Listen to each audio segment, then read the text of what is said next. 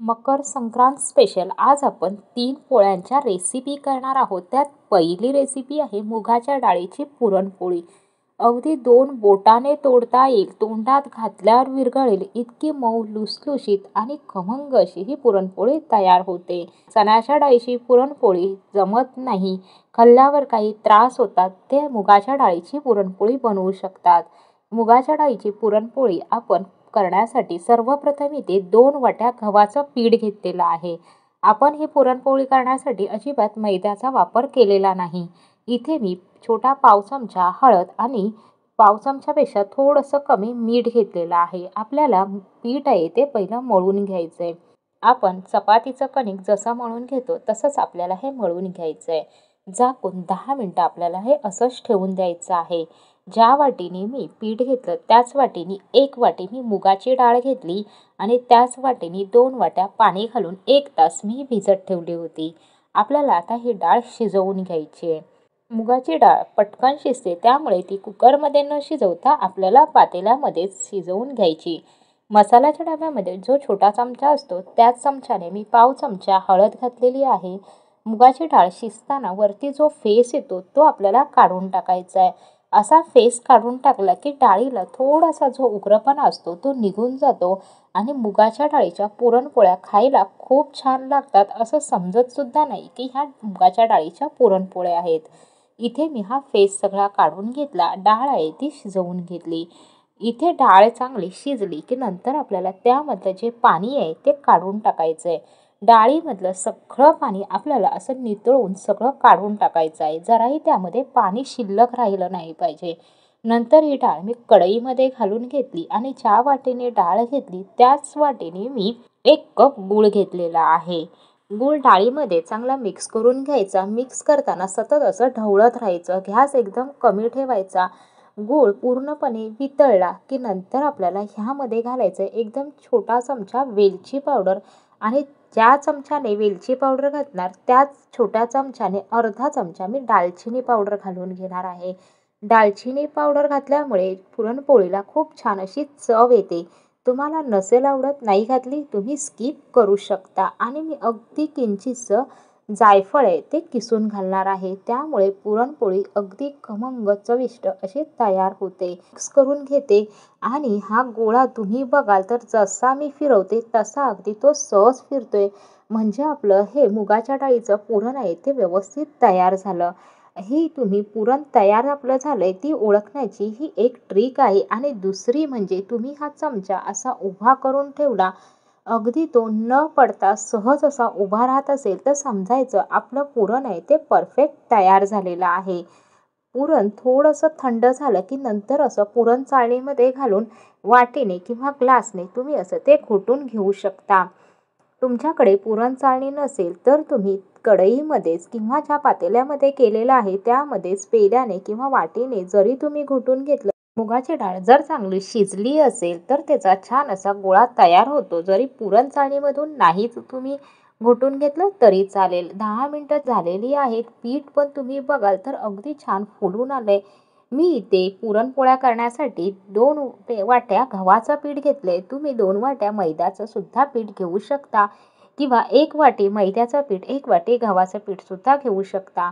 मी इथे जो गोळा घेतलेला आहे त्यापेक्षा मोठा थोडासा मी पुरणाचा गोळा घेतलेला आहे. पुरण अगदी भरपूर भरून आपण ही पुरणपोळी करणार आहोत. अशी वाटी तयार करून त्यामध्ये हा गोळा ठेवून आपल्याला सगळी टोकं जी आहेत ती जुळवून घ्यायची आहेत. वरच्या साईडला ओढत घेऊन सगळी टोकं जुळवून एक्स्ट्राचं पीठ असेल ते काढून आपल्याला आता ही पुरणपोळी लाटून घ्यायची आहे. पुरणपोळी लाटण्यासाठी मी गव्हाचंच पीठ घेतलेलं आहे. अगदी आपलं पुरण छान तयार झालेलं आहे. त्यामुळे पुरणपोळी बघाल तर अगदी मस्त आपली लाटली जाते. एकदम पातळ अशी ही मी पुरणपोळी लाटून घेतली. तुम्ही इथे बघू शकता आपण भरपूर पुरण भरलेलं आहे आणि पुरणपोळीच्या कडेपर्यंत अगदी हे पुरण छान पसरलं गेलंय. तवा चांगला गरम करून घेतला. गॅस मी आता मध्यम केली. पुरणपोळी घातल्यावरती वरतून तिला बबल्स आले की नंतर गॅस मोठा करूनच आपल्याला ही पुरणपोळी शेकवून घ्यायची. पुरणपोळी शेकताना गॅस मोठाच ठेवायचा म्हणजे ती छान अशी फुलून येते. पुरणपोळीचं पीठ चांगलं मळून घेतलं आणि सारण जर व्यवस्थित तयार आलं असेल तर सगळ्या पुरणपोळ्या छान अशा टम्म फुलून येतात. मुगाच्या डाळीच्या पुरणपोळ्या अगदी 2 बोटाने तोडाव्यात आणि तोंडात घातल्यावरच विरघळावी अशा ह्या तयार होतात आणि चवीला खूप छान लागतात. अजिबात वाटत नाही की ही मुगाच्या डाळीची पुरणपोळी आहे. फक्त मुगाची डाळ शिजवताना कुकरमध्ये शिजवू नका, तर तुम्ही पातेल्यामध्ये शिजवलात तर वरचं जे पाणी असतं, फेस असतो, तो काढून टाकायचा. तो तसाच ठेवायचा नाही. इथे मी दुसरी पुरणपोळी सुद्धा लाटून घेतले. इतपत मी ती पातळ ठेवलेली आहे. ती पण आपल्याला शेकवताना वरून बबल्स आले की नंतरच दुसऱ्या साईडने आपल्याला शेकवून घ्यायची. ही पुरणपोळी सुद्धा तुम्ही बघाल तर अगदी छान टम्म अशी फुलून आलेली आहे. पुरणपोळी शेकताना तुम्ही तेल, तूप काहीही तुमच्या आवडीनुसार लावून घ्या. आता आपण दुसरी रेसिपी करणार आहोत चण्याच्या डाळीच्या पुरणपोळ्या. पीठ मळण्यापासून ते पुरण तयार करण्यापर्यंत पुरणपोळीला तेल, तूप कसं लावावं म्हणजे पुरणपोळी 3 ते 4 दिवस मऊ लुसलुशीत कशी राहील अशा भरपूर टिप्ससह मी तुमच्याबरोबर ही रेसिपी शेअर केलेली आहे. त्यामुळे व्हिडिओ स्किप न करता संपूर्ण बघा. मी 1 कप एवढी चणा डाळ घेतले आणि चणा डाळ धुवून त्याच कपाने 2 कप मी पाणी घालून 6 तास भिजत ठेवली होती. मसाल्यातला छोटा चमचा मी पाव चमचा एवढी हळद घालून घेतली.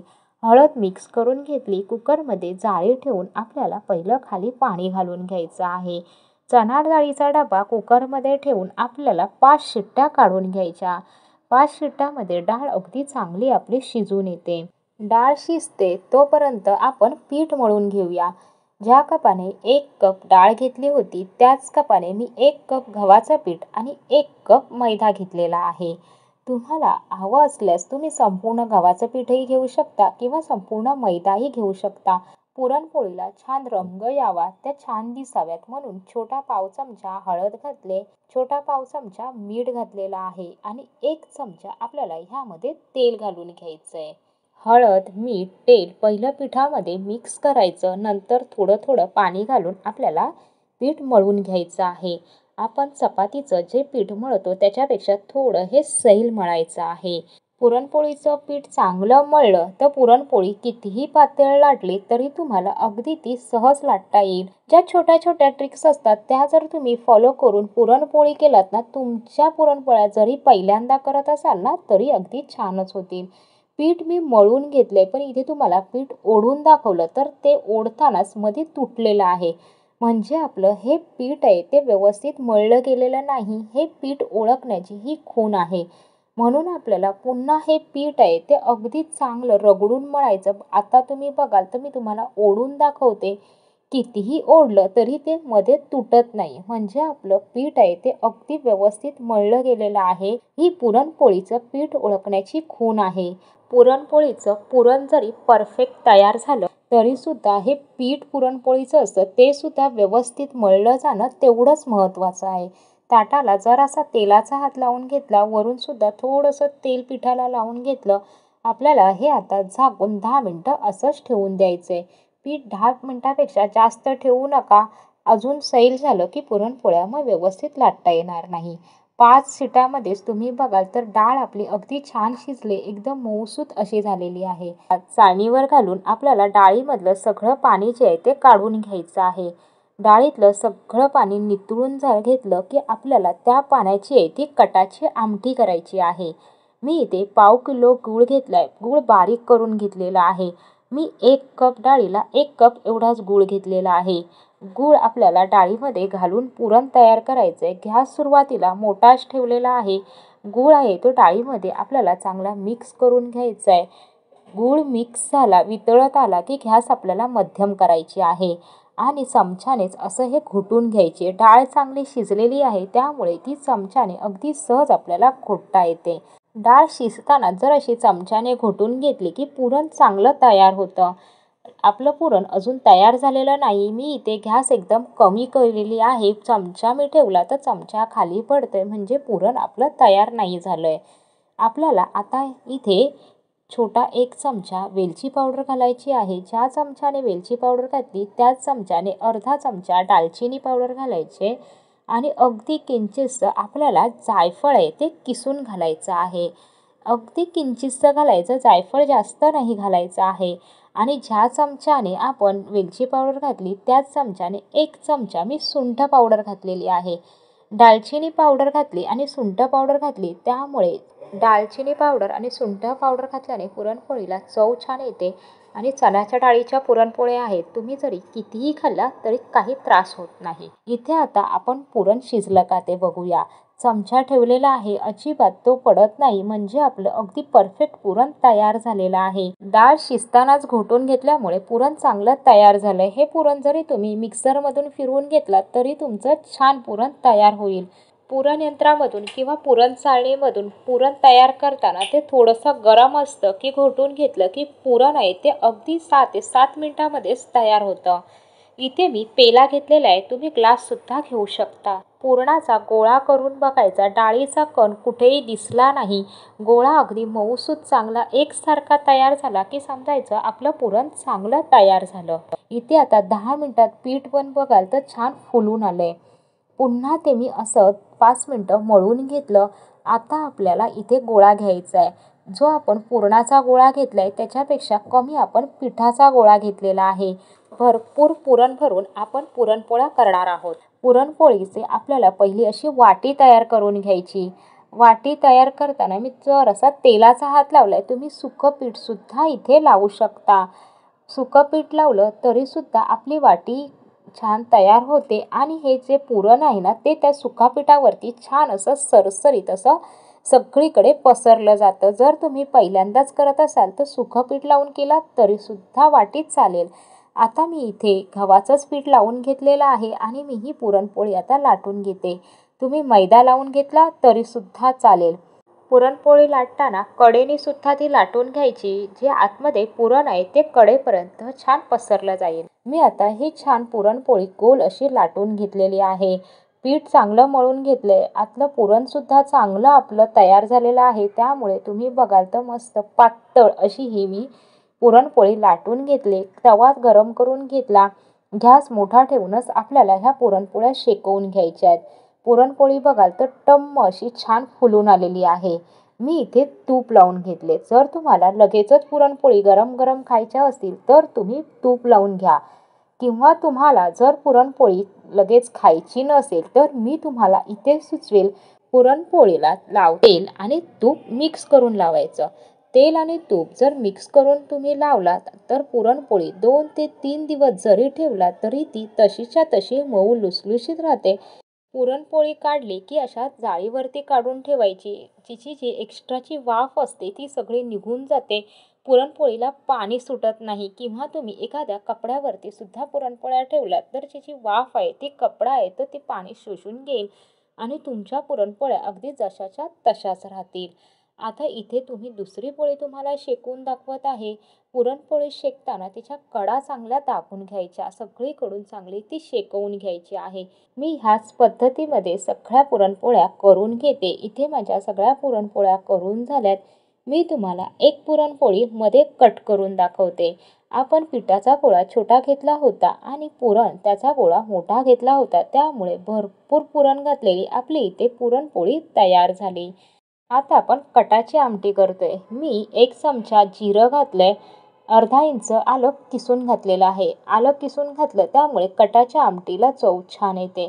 एकदम छोटा चमचा हिंग घातलेला आहे. 7-8 कढीपत्त्याची पानं घातली. मिनिटभर परतून घेतलं. 1 चमचा लाल तिखट घातलेला आहे. अर्धा चमचा धना पावडर घालून मिक्स करून घेतलं. आता आपण जे डाळीचं पाणी काढून ठेवलंय ते घालून घ्यायचं आहे.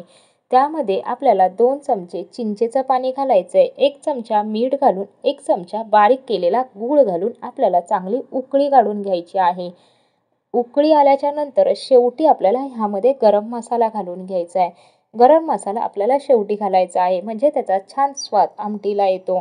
5 मिनिटं चांगली उकळून घेतल्यावरती नंतर शेवटी आपल्याला गरम मसाला घालून एक वाफ काढून घ्यायची आहे आणि वरून कोथिंबीर घालून गॅस बंद करून घ्यायचा. आपली इथे झटपट छान कांदा लसूण न वापरता कटाची आमटी तयार झाली. आता आपण तिसरी रेसिपी करणार आहोत, तिळाची पोळी. ती पण भरपूर टिप्स मी तुमच्याबरोबर शेअर केलेली आहे, त्यामुळे व्हिडिओ संपूर्ण पहा. मी इथे ह्या 2 वाट्या गव्हाचं पीठ घेतले. पीठ मी चाळूनच घेतलंय. ह्याच वाटीने आपल्याला सगळे जिन्नस आहेत ते मोजून घ्यायचे आहे, म्हणून आपल्याला ही एकच वाटी आहे तिचं प्रमाण घ्यायचं आहे. तुम्ही कोणतीही एक वाटी घरातली घेऊ शकता. इथे मी 1 चमचा बेसन घेतले. बेसन घातल्यामुळे तिळाची पोळी खुसखुशीत होते आणि चवीला पण छान लागते. छोटा पाव चमचा एवढं मी मीठ घालून घेतले. पिठामध्ये आपल्याला बेसन आणि मीठ आहे ते मिक्स करून घ्यायचं आहे. बेसन आणि मीठ पिठामध्ये मी छान मिक्स करून घेतलंय.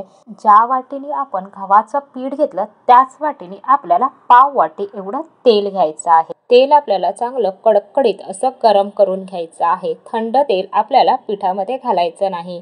असं कडकडीत तेल पिठामध्ये घातल्यामुळे पोळ्या सुद्धा छान खुसखुशीत होतात. तेल गरम आहे म्हणून आपल्याला सुरुवातीला चमच्यानेच ते पिठामध्ये चांगलं मिक्स करून घ्यायचं आहे. तेल चमच्याने पिठामध्ये मिक्स करून झालं की आता आपल्याला ते हातानेच पिठाला छान असं चोळून घ्यायचं आहे. नंतर आपण हाताने पिठाला छान तेल चोळून घेतलं की त्याची मूठ बांधून बघायची. अगदी मूठ व्यवस्थित पिठाची तयार होत असेल तर मोहन आपलं परफेक्ट आहे. तर इथे आता मी तेल आहे ते पिठाला चांगलं असं चोळून घेतलं. हे बघा, मूठ आपली चांगली बांधली जात आहे म्हणजे आपलं हे मोहन आहे ते परफेक्ट तयार झालं. मी इथे 1 वाटी पाणी घेतले. पाणी आपल्याला थोडं थोडं घालूनच पीठ हे मळून घ्यायचं आहे. तिळाच्या पोळीचं पीठ आहे ते घट्ट असतं म्हणून आपल्याला हे घट्ट असंच पीठ मळून घ्यायचं आहे. पीठ चांगलं आपल्याला रगडून असं मळून घ्यायचं. आपल्याला हे पीठ आता झाकून आहे ना 10 मिनिटं ठेवून द्यायचं आहे. पीठ तुम्ही बघू शकता इथे छान असं घट्ट मळलं गेलेलं आहे. 1 वाटी पाणी घेतलं. पाव वाटीपेक्षा थोडं कमी पाणी शिल्लक राहिलंय. मी पीठ आता 10 मिनिटं झाकून ठेवलंय. इथे मी सारण बनवण्यासाठी गावरान तीळ घेतलेले आहेत. आपल्याला पॉलिशचे तीळ घ्यायचे नाही. गावरान तिळाला चव छान असते. मी 2 वाटी तीळ घेतले. ज्या वाटीने पिठं मापून घेतली त्याच वाटीने 2 वाटी तीळ म्हणजे 200 ग्राम तीळ, 3 वाटी गूळ घेतलेला आहे म्हणजे 300 ग्राम हा आपला गूळ आहे. आणि मी ह्या चमच्याने 4 चमचे एवढे शेंगदाणे कच्चे घेतलेले आहेत म्हणजे पाव वाटी एवढे आपले कच्चे शेंगदाणे आहेत. पॅन गरम करायला ठेवला. त्यामध्ये मी शेंगदाणे घालून घेतले. शेंगदाणे आपल्याला छान असे खरपूस भाजून घ्यायचे. शेंगदाणे गॅस मी सुरुवातीला मोठा ठेवला होता. शेंगदाणे भाजत आले की गॅस मध्यम करून परतत राहून एकसारखे आपल्याला सगळे शेंगदाणे चांगले भाजून घ्यायचे. शेंगदाणे आपले सगळे चांगले भाजले गेलेले आहेत. आता हे आपण काढून घ्यायचे. त्याच पॅनमध्ये मी तीळ घालून घेतले. तीळ भाजताना गॅस एकदम कमी ठेवूनच आपल्याला तीळ भाजायचे आहेत. तीळ भाजायला वेळ जास्त लागत नाही. तीळ भाजताना ते एकसारखे परतत राहायचे म्हणजे सगळीकडून तीळ चांगले सगळे व्यवस्थित भाजले जातात. तीळ भाजत आले की त्याचा थोडासा सुवासही येतो आणि तीळ तडतड असे वाजायला लागतात. म्हणजे समजायचं तीळ आपले चांगले भाजले गेलेले आहेत. आता तीळ सुद्धा तुम्ही बघाल तर थोडासा कलर त्याचा बदली झालेला आहे. तीळ पण छान तडतड असे करायला लागलेत. आता मी हे तीळ आहेत ते काढून घेते आणि त्याच पॅनमध्ये मी इथे 1 चमचा एवढी खसखस घेतली. गॅस मी बंद केलेला आहे. पॅन आपला चांगला गरम आहे. त्यामुळे खसखस आहे ती आपली अशी गरम पॅनवरतीच आपल्याला परतून घ्यायची. खसखस भाजायला वेळ लागत नाही. ती गरम पॅनमध्ये चांगली भाजली जाते. तर इथे मी आता खसखससुद्धा तुम्ही बघाल तर थोडासा त्याचा कलर बदली झाला आहे. खसखस आपली भाजली गेलेली आहे. मी आता ती काढून घेते. त्याच पॅनमध्ये मी अर्धा चमचा एवढं तूप घालून घेतलं आहे आणि ज्या वाटीने आपण गव्हाचं पीठ घेतलं होतं त्याच वाटीने मी पाव वाटी एवढं बेसन घेतलेलं आहे. गॅस कमी ठेवूनच आपल्याला बेसन आहे ते छान खमंग असं भाजून घ्यायचं आहे. तूप मला अजून कमी वाटत आहे म्हणून मी अर्धा चमचा एवढं तूप घालून घेतलं. तूप घालून आपल्याला हे छान असं परतत राहून सतत भाजून घ्यायचं आहे खमंग असं. मी आता हे बेसनसुद्धा खमंग असं भाजून घेतलंय. बेसनचा रंग बघाल तर थोडासा बदली झालेला आहे. छान बेसनचा सुवास यायला लागलेला आहे. आपलं बेसन इथे भाजून झालंय. मी आता हे काढून घेते. आपल्याला हे सगळे भाजलेले जिन्नस आहेत ते थंड करून घ्यायचे आहेत. शेंगदाण्याच्या साली मी इथे काढून घेतल्या नाही. तुम्हाला हवं असल्यास तुम्ही शेंगदाण्याच्या साली काढू शकता. आपल्याला सर्वप्रथम शेंगदाणे ते मिक्सरला फिरवून घ्यायचे आहेत. सगळे जिन्नस एकदम मिक्सरला घालून फिरवायचे नाही, तर एक मिक्सरला घालून फिरवलं तर आपलं सारण अगदी परफेक्ट तयार होतं. ह्यासाठी आपल्याला अजिबात पाण्याचा वापर करावा लागत नाही. इथे मिक्सरला तुम्ही बघाल तर शेंगदाणे छान असे बारीक झालेले आहेत. आता आपल्याला ह्यामध्ये तीळ घालून घ्यायचे आहेत. तीळ आणि खसखस, आपल्याला शेंगदाण्याचा कूट आहे तो त्यामध्ये मिक्स करून नंतरच मिक्सरला फिरवायचं आहे. असं केल्यामुळे कुठे जरी शेंगदाण्याचा जरासा जरी कण राहिला असेल तर तो सुद्धा मिक्सरला पुन्हा व्यवस्थित फिरला जातो. सारण आपलं छान तयार होतं. शेंगदाण्याचा जराही दाणा राहिला की पोळी लाटताना तो पोळीमध्ये येतो आणि पोळी फाटली जाते. इथे आता मिक्सरला मी पुन्हा फिरवून घेतलेलं आहे. छान आपलं हे तयार झालंय सारण. ह्यामध्ये आपल्याला बेसन घालायचं आहे. बेसन घालून पुन्हा आपल्याला मिक्स करून घ्यायचं आणि एकदाच हे मिक्सरला फिरवायचं आहे. मी आता हे बेसन घालून एकदाच मिक्सरला असं फिरवून घेते. आता आपल्याला ह्यामध्ये घालायचं आहे गूळ. गूळ काय करतो आपण की हे मिक्सरच्या भांड्यामध्ये घालतो आणि मिक्सरला फिरवून घेतो.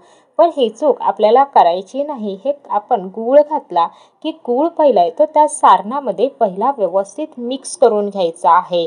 मी आता हे सगळं सारण बाउलमध्ये काढून घेतलेलं आहे. मी गूळ जो आहे तो माझा तसाच आहे. मी मिक्सरला फिरवलेला नाही.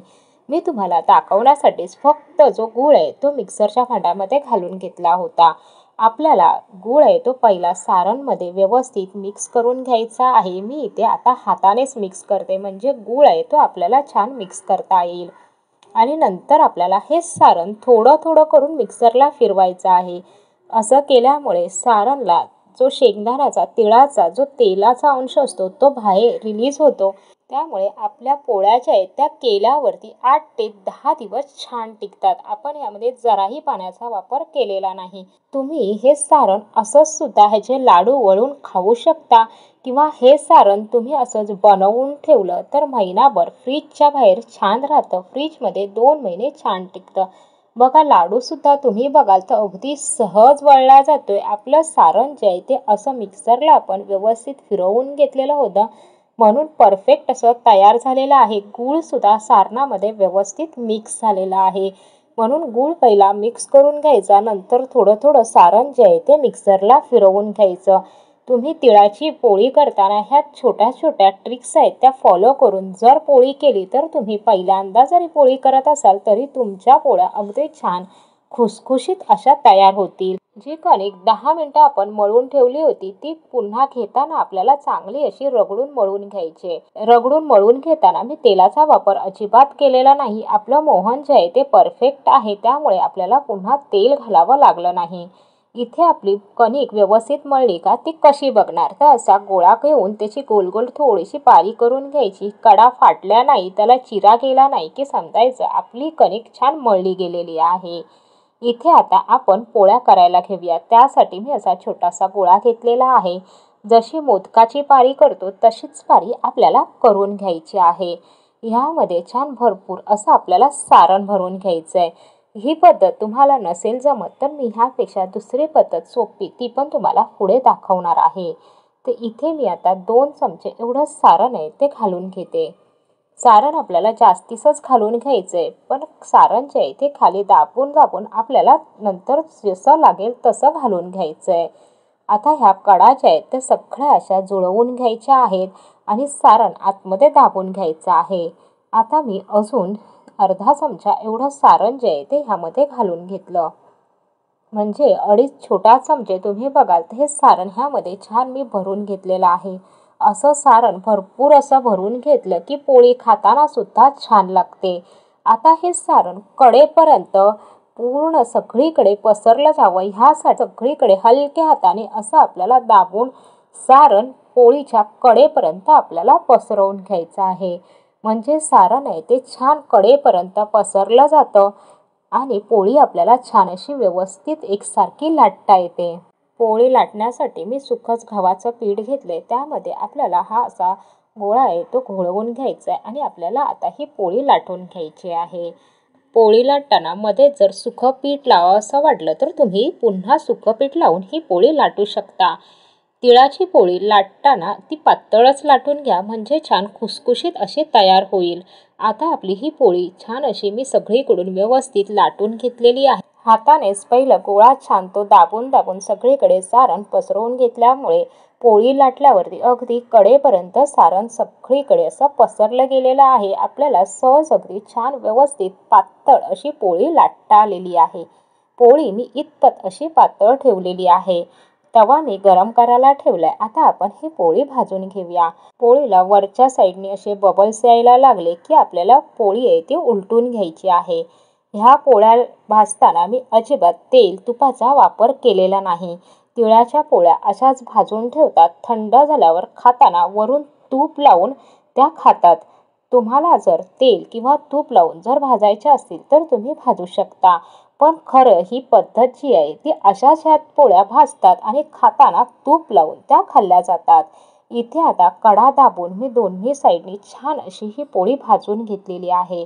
आपली ही पोळी छान अशी भाजून झाली. तुम्ही बघू शकता एकसारखी सगळीकडून ती भाजलेली आहे. इथे मी तुम्हाला एकदम सोपी पद्धत दाखवते, ती म्हणजे जसे आपण पुरणपोळ्या करतो तसाच आपल्याला हा गोळा करून घ्यायचा आहे. आपण सारण अगदी छान तयार करून घेतलं त्यामुळे त्याचा गोळा अगदी व्यवस्थित तयार होतोय.